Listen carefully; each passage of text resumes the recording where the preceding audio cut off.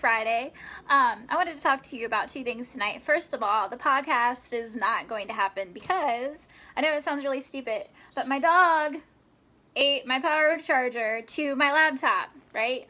Because here's the other part. I just wanted to show you because, I mean, how stupid does it sound to say, okay, there's no podcast because my dog ate my charger? Yeah, that sounds lame, right? So I just wanted to show you and prove to you that I am telling you the truth and I'm not that lame about this. I would just admit that I was too tired to do it. But as soon we have it on order and as soon as we get it, we will definitely resume with the podcasts. So aren't y'all lucky you get a video tonight?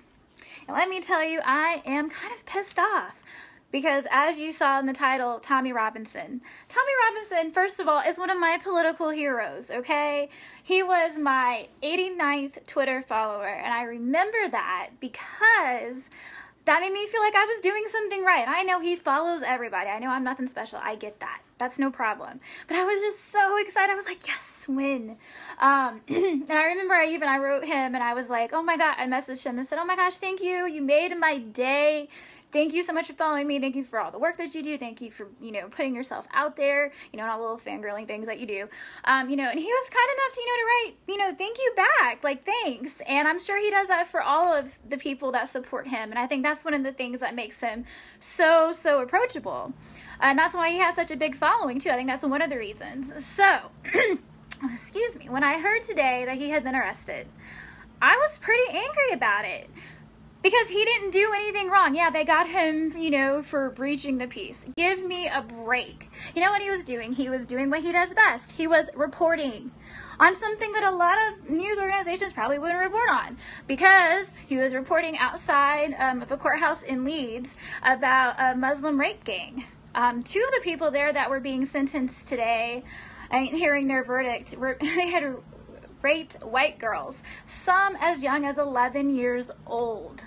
Okay, so he was there, and he had been live streaming for an hour. I don't know how he could breach the peace when it was just him. He'd been talking to his phone again for an hour. It was his cameraman. It was one supporter. How is that breaching the peace? Give me a freaking break. The UK, the police, they have been wanting to get him again for the longest time. I don't know if y'all have read any of his books, but he barely survived prison the first time.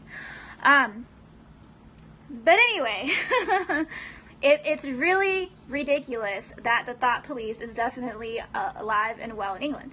And the other really funny thing about this was he was arrested and sentenced all within the same day. I don't know about you, but normally there's the way that a court case works is, there's an alleged offense, and then there's an arrest, and then, the lawyers get involved, and then there's, the actual trial, all these things, and then, eventually come to the sentencing. They sentenced him all within the same day.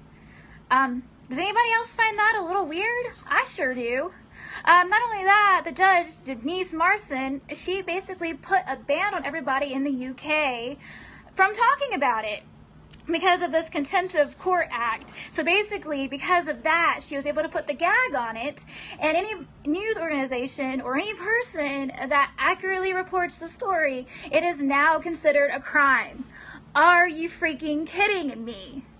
So you're telling me that the UK is basically now a police state, and they can, put anybody in jail for anything, or they can try to censor you for anything now. They can try to censor you for having a different opinion. You want to know what really happened was the fact that the UK, they care more about the Muslim refugees than they do about their own citizens.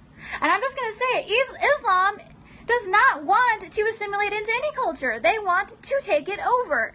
Okay, some cultures are better than other cultures, and you know what? Islam is not compatible with our Western culture at all. It's not. It's never been peaceful if you do research. Okay, let's just cut the crap. If you do research on it, we have been warned throughout history about how dangerous Islam is. Islam does not allow for other religions. Islam tells you to kill the infidel. Okay, and so this is what happens when Islam takes over your culture. Now the thought police is out and about, and if you don't agree with what they're saying, oh, well, now we can censor you, and now we can throw you in jail for 13 months, and that's what he got sentenced to, okay? So for Tommy Robinson to go to jail, that's probably a death sentence for him. If he's put out with the general population, he probably will not come out alive.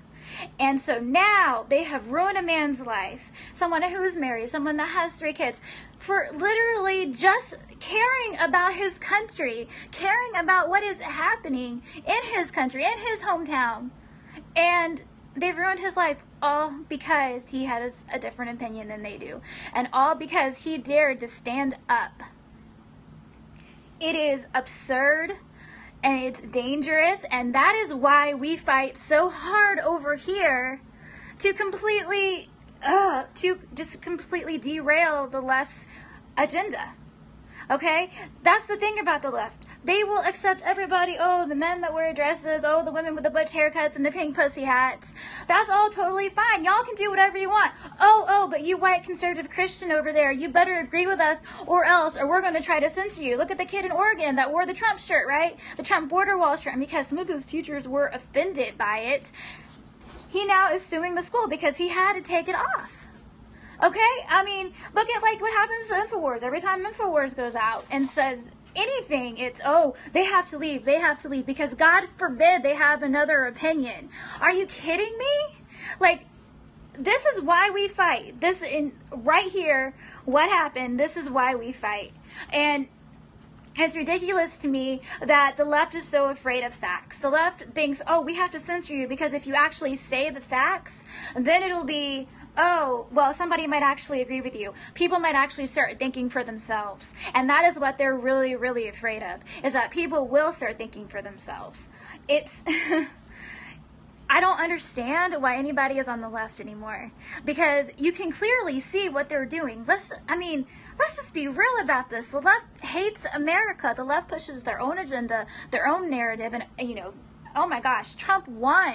So now that completely messed up their plans. So now all this stuff is going to come out. And every American citizen should be outraged by it. Guys, this is a very serious, serious deal. This is why we fight. And if you're not fighting, if you're not doing your part, whether it's tweeting or going on Facebook, even just sharing different stories like that, we all have to band together. We absolutely have to do this because it has reached a crazy, crazy level. Okay? We can't tolerate this anymore. We fight so we don't have examples like this, like Tommy Robinson is now facing over here in America. Okay? And it is so important. And that's why it's so important to not let the Second Amendment be taken away, because without the Second Amendment, there's no First Amendment. Okay, that's why people like the little twat David Hogg, who thinks that he is, some, great activist, okay? First of all, he is completely bought and paid for it, all right? He doesn't even know where he was the day of the shooting. I mean, one minute he's riding his bike, the next minute he's in class. So, which is it? The fact that big companies are bowing down to him is particularly scary. That means we can't be the silent majority anymore. That means we have to get up and do whatever little part that you feel passionate about, that you feel called to do. We're literally fighting for America right now. So it's a huge, huge deal, okay? And I know I will never eat another public sub because they are a very spineless company. So I just wanted to get on there, tell you guys how important it was, and just how crazy the thought police has become. I mean, even over here, we can totally get in trouble for, using the wrong pronouns. It's everyone's tolerant, everybody else, unless you're a conservative. It's a stupid double standard. It really, really is. So there's my 2 cents on that. I hope everything works out for Tommy Robinson. I really hope. My prayers are with him. I know those virtue signaling. I don't care. I think that he's a great activist. I think it was really stupid. I think that the UK has completely fallen and lost its mind. So anyway, guys, for all our latest political musings, check out flakybrunette.com. There's a little donate button at the top if you just want to click there. We'd really appreciate it to our PayPal accounts. Hope you guys have a great Friday night, and we'll talk to you later. Bye.